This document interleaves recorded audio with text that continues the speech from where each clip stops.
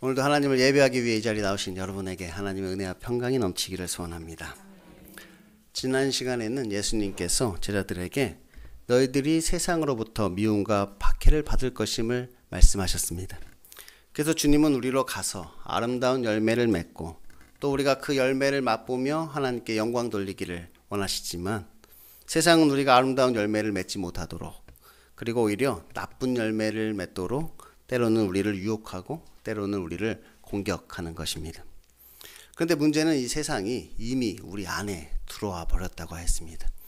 그래서 우리가 오히려 이제는 세상으로부터 미움을 받는 것이 아니라 오히려 세상과 서로 사랑하며 내 안에 들어와 계신 그 성령님을 우리가 거역하고 그리스도를 미워하며 하나님께 원망하는 삶을 우리가 살게 되는 것이지요. 그래서 오늘 말씀은 성령이 하시는 일입니다. 이제 성령님의 반격이 시작되는 것이지요.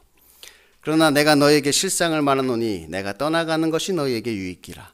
내가 떠나가지 아니하면 보혜사가 너희에게로 오지 아니할 것이요 가면 내가 그를 너희에게로 보내리니 그가 와서 죄에 대하여 의에 대하여 심판에 대하여 세상을 책망하시리라. 예수님께서는 마음에 근심하는 제자들을 위로하시며 내가 너희에게 보혜사 성령을 보내주실 것을 약속하십니다. 그리고 그 진리의 성령이 오시면 그가 세상을 책망하심으로 우리를 진리 가운데로 인도하시는 것이지요. 그래서 세상은 우리를 진리로부터 멀어지게 만들지만 성령님은 우리를 진리 가운데로 인도하도록 역사하시는 것입니다. 곧 우리 속에 들어와 있는 이 세상을 책망하시며 그것을 내어 쫓으시는 것이지요. 먼저 보혜사 성령님은 우리 안에 오셔서 이 죄에 대하여 세상을 책망하십니다. 죄에 대하여라 함은 그들이 나를 믿지 아니하며. 지금까지 예수님께서 하셨던 사역을 보면 결국 사람들에게 이 믿음을 심어주시기 위한 사역을 하셨음을 우리가 알 수 있습니다. 그러니까 예수님께서 누구의 어떤 병을 고쳐주셔도 단순히 그 병을 고쳐주시기 위한 것이 아니라 그에게 믿음을 심어주기 위해서 그 병을 고쳐주시는 것이지요. 단순히 병을 고치러 오신 것이 아니라 그것을 통하여서 그에게 믿음을 주고자 하셨다는 거예요. 다른 기적도 마찬가지입니다. 어떤 오병이어의 기적도 그것을 행하실 때도 어떤 군중의 배를 채우기 위해서 그 기적을 행하신 것이 아니라 그들에게 믿음을 심어주기 위해서 그 기적을 행하신 것이지요. 그래서 오히려 그냥 육신의 떡만을 바라고 온 무리들은 오히려 예수님께서 책망을 하기도 하시는 것입니다.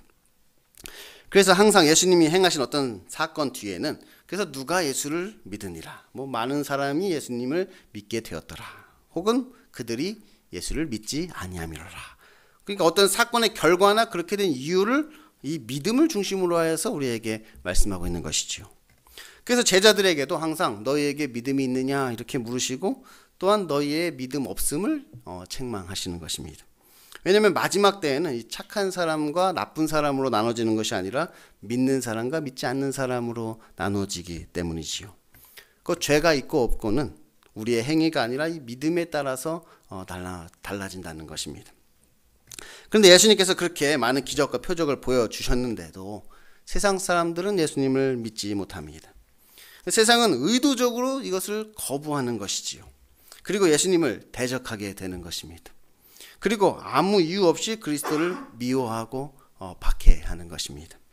그러므로 성령님께서는 먼저 그들의 믿음 없음을 책망하시는 것입니다. 왜냐하면 그것이 곧 죄이기 때문이지요. 우리에게 믿음이 없다는 말은 결국 우리에게 여전히 죄 가운데 있다는 뜻입니다.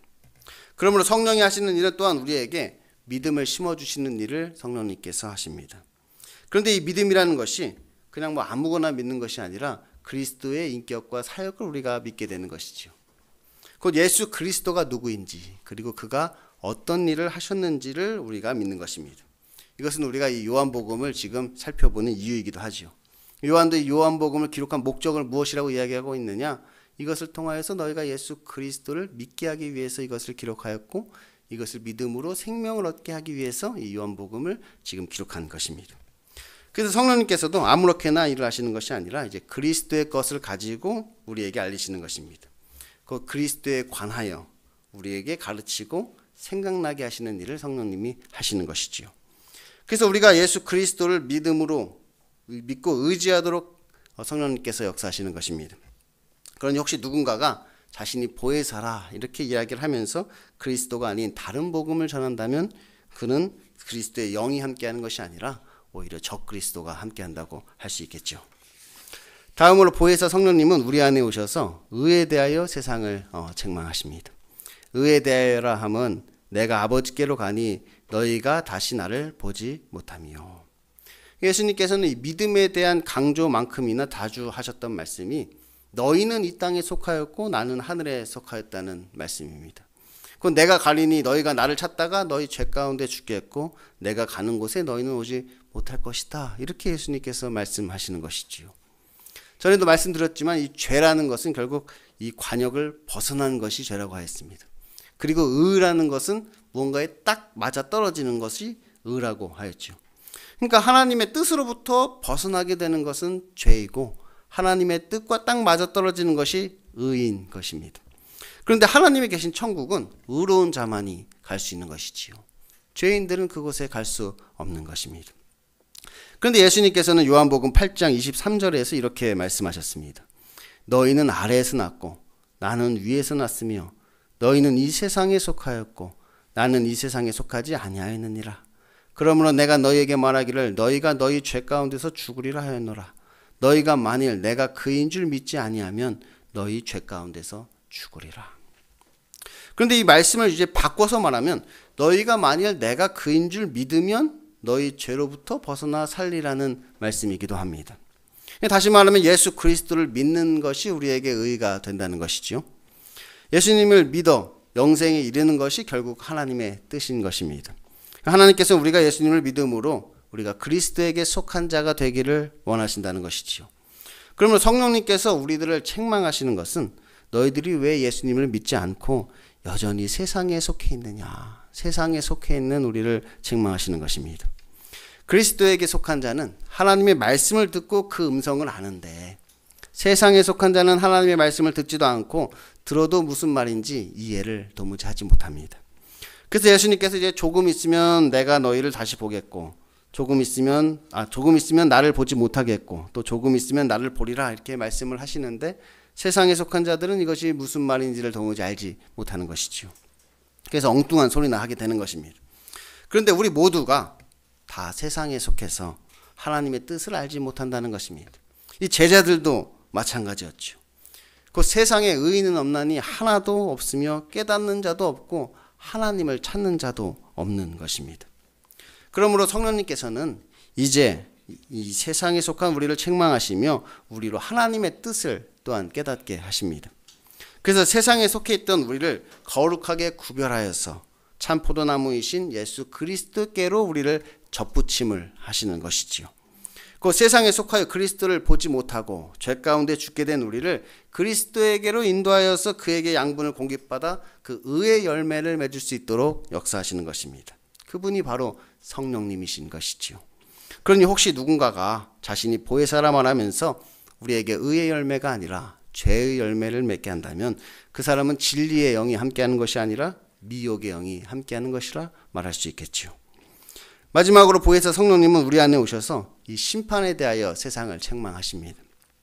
심판에 대하여라 함은 이 세상 임금이 심판을 받았습니다. 이 말씀은 이제 우리가 다음 주에 살펴볼 내가 세상을 이겼노라 라는 예수님의 말씀과 연결되는 것입니다. 예수님께서 이 세상을 이기셨다는 것입니다. 예수님께서 십자가에서 이제 다 이루었다 이렇게 말씀을 하셨습니다. 그런데 예수님께서 이루신 것들 중에 하나가 바로 이 세상에 대한 심판입니다. 예수님께서 십자가를 통해 믿는 자들을 구원하셨을 뿐만 아니라 믿지 않는 자들에 대한 심판도 그곳에서 이루신 것이지요. 그러므로 예수 그리스도의 십자가는 그들의 믿음을 그들의 행위로 나타나게 하는 사건으로 그들이 지금 어디에 속해 있는지를 분명하게 드러내는 사건이 바로 이 십자가 사건인 것입니다. 그러니까 우리는 앞에서 우리가 가진 그 믿음이 우리의 어떤 말로만 드러나는 것이 아니라 우리의 행함을 통해서 어떤 사건을 통해서 우리의 믿음이 이제 분명히 드러나게 된다고 했는데 그 중에 가장 분명한 것이 바로 이 십자가 사건인 것이지요. 그러니까 그리스도의 십자가만큼 우리의 믿음을 밝히 드러내는 사건은 없습니다. 그러니까 십자가 앞에서 이제 나의 모습을 살펴보게 되는 것이지요. 나는 그리스도의 십자가 앞에서 도망하는 자인가? 아니면 나는 그리스도의 십자가 앞에서 원망하고 저주하는 자인가? 아니면 내가 바로 그 그리스도를 십자가에 못 박는 자인가? 그 십자가 앞에 서면 우리의 모습을 발견할 수 있게 되는 것입니다. 그렇기 때문에 심판은 우리가 나중에 죽어서 받게 되는 것이 아니라 이미 이 땅에서 심판은 이루어지는 것입니다. 곧 그리스도의 십자가에 대한 우리들의 태도가 바로 곧 우리의 심판이 되는 것이지요. 물론 우리가 죽어서 이제 하나님 앞에 섰을 때 하나님께 심판을 받게 되겠지만 그것은 이 땅에서 이미 결정된 그 심판을 이제 하나님이 선고하시고 그에게 형벌을 주는 것뿐입니다. 그러니까 우리가 뭐 죽어서 이제 재판장에 서서 하나님의 심판을 받겠지만 이미 그 심판은 이 땅에서 이루어졌다는 거예요. 이 땅에서 우리의 심판은 결정되는 것이지요. 그래서 우리가 늘 이 땅에서 우리의 모습을 살펴보며 늘 회개하는 마음으로 살아야 되는 것입니다. 그리스도의 십자가 앞에서 나의 모습이 어떤지를 늘 돌아보며 늘 회개하는 마음으로 우리가 이 삶을 살게 되는 것이죠. 그러므로 성령님께서 책망하는 것은 왜 너희들은 세상에 속하여 하나님의 심판을 자처하느냐는 것입니다. 그러니까 이미 이 세상은 불의한 것으로 하나님께 심판을 받았는데도 우리는 세상의 편에 서게 되는 것이지요. 그러니까 무엇이 옳고 그른지는 뭐 끝까지 가봐야 하는 것이 아니라 이미 결정이 난 것입니다. 이미 이 세상은 심판을 받은 것이지요. 뭐 어떻게 될지는 알지 못하는 것이 모르는 것이 아니란 말이에요. 뭐 어떻게 될지는 가봐야 알지 그런 게 아니라 이미 어떻게 될지는 결정 났단 말이에요. 이미 하나님께서는 심판을 이루셨고 무엇이 심판을 받는지를 우리에게 이미 알려주셨단 말이에요. 그럼에도 불구하고 우리는 그 심판을 자처하고 있는 것이지요. 그러므로 성령님이 하시는 일은 우리로 하여금 진리의 편에 서도록 하시는 것입니다. 곧 예수 그리스도를 십자가에 못 박는 자가 아니라 그리스도와 함께 자기 십자가를 지고 가도록 하시는 것이지요. 그래서 그리스도를 미워하고 그를 박해하던 자리에서 그리스도와 함께 고난받는 자리로 우리를 인도하시는 것입니다. 그러니 혹시 누군가가 자신이 보혜사라 말하면서 그리스도가 아니라 세상과 서로 사랑하도록 한다면 그 사람 또한 하나님의 심판을 면하지 못하게 될 것입니다. 이것이 바로 성령님이 하시는 일입니다. 곧 예수 그리스도를 믿지 않음으로 죄 가운데 빠져 이 세상에 속하여 의에 이르지 못하고 결국 세상의 임금과 함께 심판받을 수밖에 없는 우리를 책망하사 이 세상으로부터 우리를 건져내시는 것이지요. 그런데 이것은 성령이 하시는 일이기도 하지만 사실은 그리스도께서 하신 일입니다. 이미 예수 그리스도께서 성취하신 그 일을 이제 성령님이 각 사람에게 적용하시는 것이지요. 예수님께서는 죄 가운데 빠져 의에 이르지 못하고 결국 하나님의 심판을 받을 수밖에 없는 우리를 구원하시기 위해서 이 십자가의 고통을 당하셨습니다. 그리고 제자들에게도 너희도 이러한 환난을 당할 것임을 우리에게 말씀하셨지요. 그러자 제자들이 그 말씀을 듣고 이제 근심하게 됩니다. 제자들은 예수님께서 이 세상의 왕이 되실 줄 알았는데 예수님께서 이제 내가 천국에 거처를 예배하러 간다고 말씀하시고 이제 너희들은 내가 다시 올 때까지 이 세상에서 미움과 박해를 받게 될 것이라 이렇게 말씀하시니 그들은 마음에 이제 걱정이 되는 것이지요. 그러자 예수님께서는 이것 때문에 근심에 빠진 제자들에게 이것이 지금 얼마나 기쁜 일인지를 지금 아이를 잉태한 여자에 비유하여서 이것을 말씀해 주십니다. 곧 여자가 해산하게 되면 그 때가 이르렀으므로 근심하나 아이를 낳으면 세상에 사람 난 기쁨으로 말미암아 그 고통을 다시 기억하지 아니하리라는 것이지요.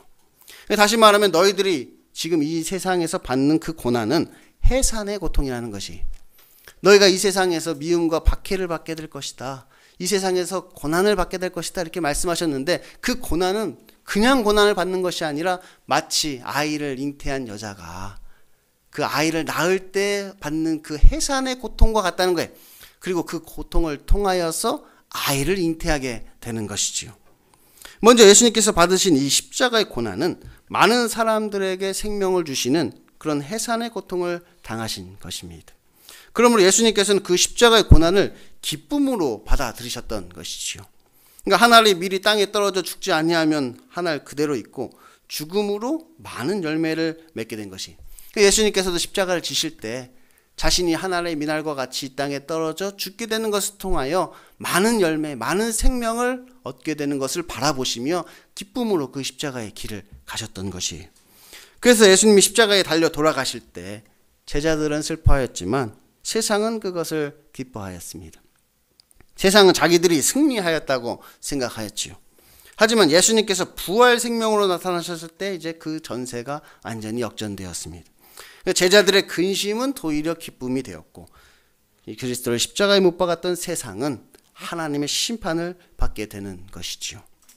그러므로 앞으로 우리들이 당하게 될 고난도 새로운 생명을 얻기 위한 고난이라는 것입니다.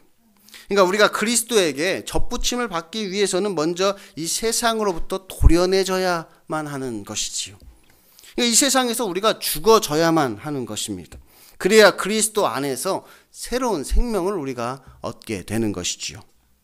지금은 너희가 근심하나 내가 다시 너희를 보리니 너희 마음이 기쁠 것이요 너희 기쁨을 빼앗을 자가 없으리라. 그러므로 지금 우리가 세상에서 받게 될 고난을 생각하면 우리가 두렵고 근심이 되지만, 우리가 예수 그리스도를 다시 보게 될 때 우리의 근심은 도리어 기쁨이 되어 그 기쁨이 우리 안에서 충만하게 되는 것입니다. 그럼 이제 여러분은 준비가 되셨습니까? 이 새로운 생명을 해산할 준비가 되셨나요? 여러분은 그리스도에게로 새롭게 접붙임 받을 준비가 되셨습니까? 그럼 이제 성령님께서 죄에 대하여 우리를 책망하십니다. 곧 우리의 믿음 없음을 책망하시는 것이지요. 때로는 믿음이 없어서 세상의 핍박 때문에 좌절하거나 낙심하기도 하고, 때로는 믿음이 없어서 세상에 미혹되어 세상과 타협하고 세상에 굴복하는 우리의 모습을 성령님께서 책망하시는 것입니다. 그리고 이처럼 세상의 미움과 박해로 인하여 실족한 우리들을 다시 일으켜 세우시며 우리의 믿음을 새롭게 해 주시는 것이지요. 곧 우리에게 그리스도의 말씀을 기억나게 하시고 그 말씀을 의지하도록 하시는 것입니다. 또한 성령님께서는 의에 대하여 우리를 책망하십니다. 곧 우리가 세상에 속해 있음을 책망하시는 것이지요. 우리가 세상에 속해서 하나님의 의를 이루지 못하고 우리가 세상에 속해서 세상이 하는 일들을 대신해주며 죄의 열매만을 맺어 나아가는 우리를 성령님께서 책망하시는 것입니다. 그리고 이처럼 세상에 속해 있는 우리에게 진리를 알게 하시고 하나님의 뜻을 깨닫게 하시어 이제는 죄의 열매가 아니라 의의 열매를 맺어 나가도록 우리를 인도하시는 것이지요. 곧 우리가 이제 세상이 아니라 그리스도에게 속한 자가 되도록 만드시는 것입니다. 마지막으로 성령님께서는 심판에 대하여 우리를 책망하십니다. 곧 우리가 세상과 서로 사랑함으로 그리스도를 십자가에 못 박은 자가 되었음을 책망하시는 것이지요. 그러니까 왜 너는 지금 그리스도를 미워하느냐? 왜 너는 지금 다른 그리스도인들을 박해하고 있느냐? 세상은 이미 심판을 받았노라. 성령님께서 우리에게 말씀하시는 것입니다. 지금 너희들이 속한 그 세상은 이미 심판을 받았으므로 너희들이 계속해서 그렇게 세상을 서로 사랑한다면 너희도 세상과 함께 멸망받을 수밖에 없다는 것입니다. 그러니 이제 진리의 편에 서라고, 예수 그리스도를 십자가에 못 박는 자가 아니라 그리스도와 함께 자기 십자가를 지는 자가 되라고 우리에게 말씀하십니다. 그래서 이제 그리스도를 미워하고 그를 박해하던 자리에서 일어나 그리스도와 함께 고난받는 자리로 가라는 것이지요. 왜냐하면 이제 곧 전세가 역전될 것이기 때문입니다. 지금 세상은 기쁨이 가득하고 우리는 곡하고 애곡하는 것 같아 보이지만 이제 곧 우리들의 근심은 기쁨이 되고 그들의 기쁨은 저주로 변할 것이기 때문입니다. 그러므로 이 해산의 고통을 감수하라는 것입니다. 오히려 세상에서 그리스도에게 접붙임 받게 되는 것을 기뻐하라는 것입니다. 왜냐하면 이제 곧 너희에게 아름다운 열매가 맺히게 될 것이기 때문이지요. 그날에는 너희가 아무것도 내게 묻지 아니하리라. 내가 진실로 진실로 너희에게 이르노니 너희가 무엇이든지 아버지께 구하는 것을 내 이름으로 주시리라. 지금까지는 너희가 내 이름으로 아무것도 구하지 아니하였으나 구하라. 그리하면 받으리니 너희 기쁨이 충만하리라. 이제 이 세상에 대한 성령님의 반격이 시작되었습니다. 곧 예수 그리스도를 도무지 믿지 못하는 우리에게 믿음을 심어주시고 이 세상에 속하여 그리스도를 보지 못하는 우리에게 그리스도를 보여주시며 이 세상의 임금과 함께 심판받을 수밖에 없는 우리를 구원하시어 아름다운 열매를 맺도록 하시니 이제 우리 속에 들어온 그 세상은 더 이상 있을 곳이 없게 되는 것입니다. 그러므로 비록 우리가 지금까지는 이 세상과의 싸움에서 패하여 나쁜 열매를 맺어왔다 할지라도 이제부터는 성령의 도우심으로 우리가 아름다운 열매를 맺어 하나님께 영광 돌리고 주님 안에서 우리에게 기쁨이 충만하게 될 줄로 믿습니다. 기도하겠습니다.